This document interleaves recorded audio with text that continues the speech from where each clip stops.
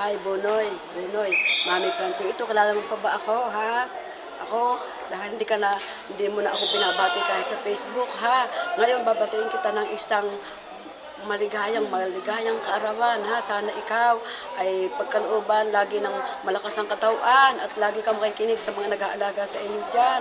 At nawa ikaw ay patuloy na maging mabait na bata ka na ngayon. Magaling pa pala mag-English, ha?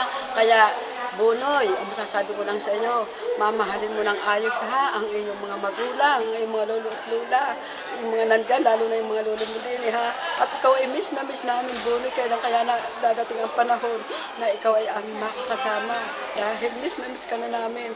Sana ayusin mo ng mabuti ang iyong pag-aaral at para yan lamang ang pwedeng maipamana sa iyo ng iyong mga magulang. At naway susundin mo lagi yung mga taong nag-aalaga dyan sa iyo at ikaw sana ay gabayan lagi ng Panginoon, pahimin ng mahabang buhay at sa iyong mismong kaarawan.